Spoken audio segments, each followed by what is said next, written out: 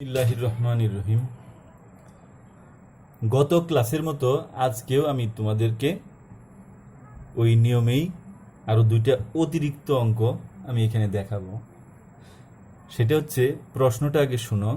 প্রশ্নটা হলো, এখানে দেখো 1500 সাল, এখানে আছে 2400 সাল, যে এই সালগুলোর ফেব্রুয়ারি মাস কত দিনে ছিল যাচাই করো।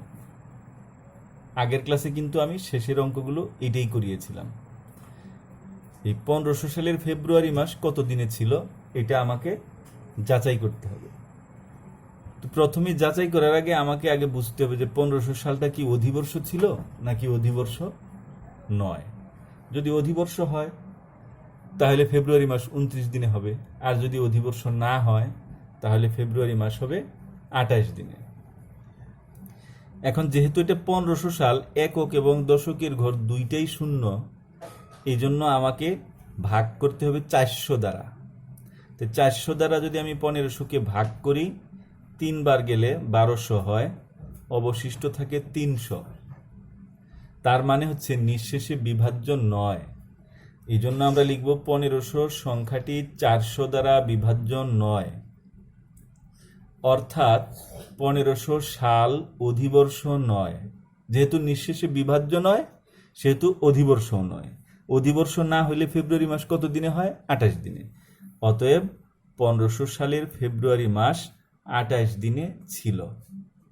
এইবার আমরা যাচাই করব 2400 সালের ফেব্রুয়ারি মাস কত দিনে হবে, কারণ 2400 সাল এখনো আসেনি, এটা সামনে আছে, এজন্য এটা হবে কত দিনে হবে। এবার আমরা 2400 সালকে কত দিয়ে ভাগ করব? যেহেতু একক দশক দুটোই শূন্য, এই জন্য 400 দিয়েই ভাগ করব। তো 400 দিয়ে 2400-কে ভাগ করলে 4 6 2400 মিলে গেছে, কোনো অবশিষ্ট নেই, নিঃশেষে বিভাজ্য হয়ে গিয়েছে। এই জন্য আমরা লিখব 2400 সংখ্যাটি 400 দ্বারা বিভাজ্য, অর্থাৎ 2400 সাল অধিবর্ষ। যেহেতু নিঃশেষে বিভাজ্য সেহেতু 2400 সাল অধিবর্ষ। অতএব 2400 সালের ফেব্রুয়ারি মাস 29 দিনে হবে। 2400 সালটা যেহেতু অধিবর্ষ হবে, এজন্য তার ফেব্রুয়ারি মাসটা হবে 29 দিনে। আশা করি এই দুটো অঙ্ক পরিষ্কার তোমরা বুঝতে পেরেছ। এবার আমি তোমাদের গণিত বইয়ের 137 পৃষ্ঠা বের করতে বলবো। 137 পৃষ্ঠা একদম সবার উপরে 2 নাম্বার, এইভাবে 2 নাম্বার দিয়ে একটা অঙ্ক লেখা আছে, সেটা আমি একটু পড়ে শোনাচ্ছি তোমাদের। অঙ্কটা তোমরা মনোযোগ দিয়ে শোনো, বই বের করে অঙ্কটা দেখো। এখানে লেখা আছে, ইংরেজি সাল 2014 এর 1 জানুয়ারি ছিল বুধবার। 1 জানুয়ারির 40 দিন পরের দিনটি কি বার ছিল? 1 জানুয়ারিটা বুধবার ছিল 2014 সালের। এখন 1 জানুয়ারির আরো 40 দিন পরে যে দিনটা, সেই দিনটা কি বার ছিল সেটা বের করতে বলা হয়েছে। তা আমরা বইয়ের মতো করে প্রথমে লাইনটা লিখব, ইংরেজি সাল 2014 এর 1 জানুয়ারি ছিল বুধবার। আমরা জানি 1 সপ্তাহ বা 7 দিন পর পর আবার একই বার ফিরে আসে। এই কথাটা আমি একটু তোমাদের আগে বুঝিয়ে নিই। যেমন ধরো, আজ যদি বুধবার হয় তাহলে 7 দিন পর আবার বুধবার ফিরে আসবে। আজ যদি শুক্রবার হয় 7 দিন পর আবার শুক্রবার ফিরে আসবে। আজকে যদি রবিবার হয় 7 দিন পর আবার রবিবার ফিরে আসবে। এই জন্য এখানে এটা সবাই জানে, আমরা সবাই জানি, এই জন্য লিখেছি আমরা জানি 1 সপ্তাহ বা 7 দিন পর পর আবার একই বার ফিরে আসে।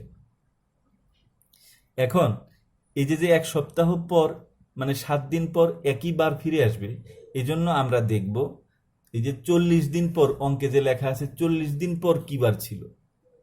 1 জানুয়ারি তো বুধবার ছিল, তার 40 দিন পরের দিনটি কি বার ছিল? এই জন্য আমরা 40 দিনকে 7 দিয়ে ভাগ করব। এখন 40 দিনকে 7 দিয়ে ভাগ করলে অবশিষ্ট থাকে 5 দিন।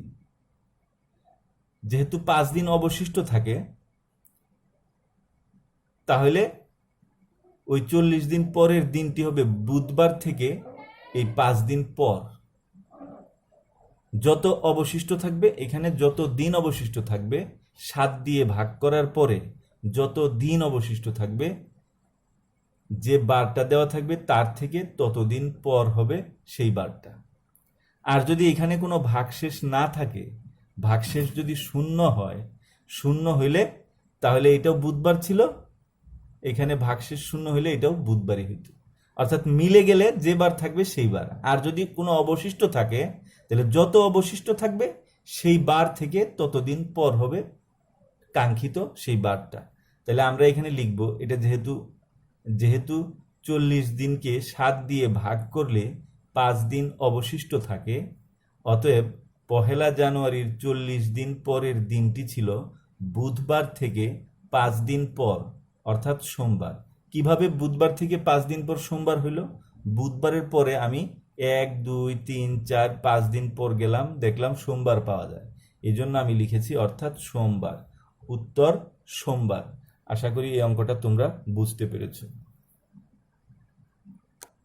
এবার আমি তোমাদের গণিত বইয়ের 137 পৃষ্ঠার যে অঙ্কটা একটু আগে করালাম সবার উপরে, ঠিক তার নিচেই আবার এরকম বক্সের ভিতরে একটা 2 নাম্বার দেওয়া আছে, এরকম বক্সের ভিতরে 2 নাম্বার, সেখানে কিন্তু লেখা আছে 2014 সালের 3রা ফেব্রুয়ারি সপ্তাহের কি বার ছিল। তথ্যটা কিন্তু উপরের অঙ্কটা থেকেই তথ্যটা নিতে হবে। উপরের অঙ্কটাতে আমাদের ছিল 2014 সালের 1 জানুয়ারি বুধবার, সেইখান থেকে আমাকে অঙ্কটা করতে হবে। সেই অঙ্কটা থেকে এই অঙ্কটা তৈরি হয়েছে। অঙ্কটা কি ছিল আমাদের? 2014 সালের 1 জানুয়ারি ছিল বুধবার। যেহেতু বুধবার ছিল, তাই এখানে প্রশ্নটা করেছে 2014 সালের 3রা ফেব্রুয়ারি সপ্তাহের কি বার ছিল। তাহলে এখানে কিন্তু 2টা অঙ্কের 2টা প্রশ্নের মধ্যে আমি একটা পার্থক্য তোমাদের বুঝিয়ে দিই। এই পার্থক্যটা না বুঝলে অঙ্কে কিন্তু ভুল হয়। এই পার্থক্যটা অনেকেই গুলিয়ে ফেলে, আমি তোমাদের একটু পরিষ্কার করে দিচ্ছি। সেটা হচ্ছে, আগের অঙ্কটা যেটা করলাম সেখানে কিন্তু লেখা আছে 40 দিন পরের দিনটি কি বার, 40 দিনের পরের দিনটি কি বার। আর এখন লেখা আছে 3রা ফেব্রুয়ারি কি বার ছিল। আগের অঙ্কটাতে লেখা আছে 40 দিন পরের, অর্থাৎ ওইখানে দিনের সংখ্যা উল্লেখ। আর এই অঙ্কটাতে লেখা আছে তারিখ, যে ফেব্রুয়ারি মাসের 3 তারিখ, মানে 3রা ফেব্রুয়ারি কি বার ছিল। তো 2টা অঙ্কের পার্থক্যটা কিন্তু এই জায়গায়। পার্থক্যটা কি? একটা হলো 40 দিন পরে, এখানে দিনের সংখ্যা দেওয়া আছে, পরেরটাতে দিনের সংখ্যা দেওয়া নেই, তারিখ দেওয়া আছে। এরকম 2টার পার্থক্য বুঝে 2 নিয়মে করতে হবে। এই অঙ্কটা করতে হবে কি, জানুয়ারি মাস তো আমার পুরো মাসটা হচ্ছে 31 দিনের, তাহলে জানুয়ারি মাস সমান 31 দিন। আবার এখানে বলছে 3রা ফেব্রুয়ারি, তাহলে ফেব্রুয়ারি মাসের 3 দিন এখানে যোগ হবে। এবার আমরা জানুয়ারি মাসের 31 দিন এবং ফেব্রুয়ারি মাসের 3 দিন, এই 2টা যোগ করে পেয়েছি 34 দিন। এখন বলছে 1 জানুয়ারির বুধবার ছিল। এই যে 1 জানুয়ারি, তার মানে জানুয়ারি মাসের 1 তারিখ, এই জানুয়ারি মাসের 1 দিন বিয়োগ করতে হবে। কখন এই 1 দিন বিয়োগ করতে হবে? যখন শেষে প্রশ্নের মধ্যে তারিখ উল্লেখ থাকবে, যে 3রা ফেব্রুয়ারি বা 2রা মার্চ বা 6ই এপ্রিল, এরকম তারিখ উল্লেখ থাকবে, যে 6ই এপ্রিল কি বার ছিল, বা 3রা ফেব্রুয়ারি কি বার ছিল, 2রা মার্চ কি বার ছিল, এরকম তারিখ উল্লেখ যখন থাকবে, তখন প্রথম যে তারিখটা থাকবে, যেমন এখানে 1 জানুয়ারি বুধবার, সেই 1 জানুয়ারি এখানে জানুয়ারির 1 তারিখ, মানে 1 দিন বাদ যাবে। আর যদি এখানে থাকতো যে 5ই জানুয়ারি বুধবার ছিল, তাহলে এখানে জানুয়ারি মাসের 5 দিন বিয়োগ করতে হতো। আমরা মোট দিন এখানে 34 দিন থেকে 1 দিন, জানুয়ারি মাসের 1 তারিখের 1 দিন আমরা বিয়োগ করব, তাহলে পাবো আমরা কত? 33 দিন। এখন আমরা ওই আগের সূত্র, 1 সপ্তাহ বা 7 দিন পর পর একই বার ফিরে আসে, তারপর আমরা 33 দিনকে এই যে বিয়োগ করে শেষে যে আমরা দিনটা পেয়েছি, এই 33 দিনকে আমরা 7 দিয়ে ভাগ করব। 7 দিয়ে ভাগ করলে দেখা যাচ্ছে 5 দিন অবশিষ্ট থাকে। তো সেই ঠিক আগের মতো, যেহেতু 33 দিনকে 7 দ্বারা ভাগ করলে 5 দিন অবশিষ্ট থাকে।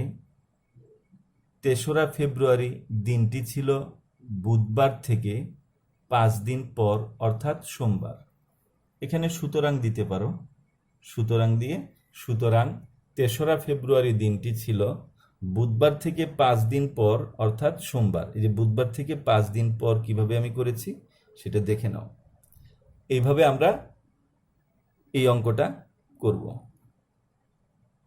তাহলে এখানে তোমরা পার্থক্যটা একটু বুঝে নেবে। পার্থক্যটা হচ্ছে এইটাই, একটা হলো দিন উল্লেখ থাকবে 40 দিন পর, এটা একেবারে সোজা 40কে সোজা 7 দিয়ে ভাগ করব, বা 35 দিন পর 35কে 7 দিয়ে ভাগ করব।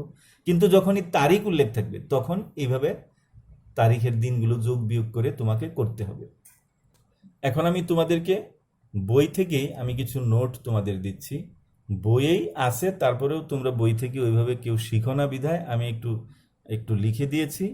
তোমরা এই নোটগুলো খাতায় লিখে রাখবে এবং এগুলো মুখস্থ করবে। আর আজকের যে অঙ্কগুলো সবগুলো তোমরা HW হিসেবে 2 বার করে করবে। তোমরা প্র্যাকটিস না করলে কিন্তু অঙ্ক পারবে না, প্র্যাকটিসটা করবে আমি যতবার বলি ততবার। তো যাই হোক, নোটগুলো আমি একটু শোনাচ্ছি।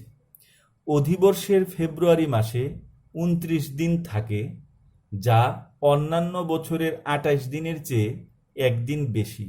তাই ওই বছরের মোট দিন সংখ্যা 366। যদি পরীক্ষায় এরকম প্রশ্ন আসে যে অধিবর্ষের দিন সংখ্যা 366 কেন, তখন তোমরা এই উত্তরটা এইভাবে দিতে পারো। তারপর ধারাবাহিক 10 বছরের সময়কালকে 1 দশক বলে। যদি প্রশ্ন করে যে 1 দশক কাকে বলে, তখন এই উত্তর, ধারাবাহিক 10 বছরের সময়কালকে 1 দশক বলে। আবার 1 যুগ কাকে বলে, ধারাবাহিক 12 বছরের সময়কালকে 1 যুগ বলে। আবার যদি বলে শতাব্দী কাকে বলে, ধারাবাহিক 100 বছরের সময়কালকে 1 শতাব্দী বলে। তারপর আরেকটা নোট, প্রথম শতাব্দী শুরু হয়েছিল 1 সালে, যা 2000 বছরেরও আগের কথা। আমরা বর্তমানে 21 শতাব্দীতে রয়েছি, যা 2001 সালে শুরু হয়েছে। তো এই শতাব্দীর হিসাবে অনেক খুঁটিনাটি বিষয় আছে, এগুলো মনোযোগ দিয়ে পরের ক্লাসে তোমাদের মনোযোগ দিয়ে সেগুলো শুনতে হবে। এই শতাব্দীর হিসাব ভালো করে তোমাদের বুঝতে হবে, নাহলে অঙ্কে এখানে তোমাদের সমস্যা হবে।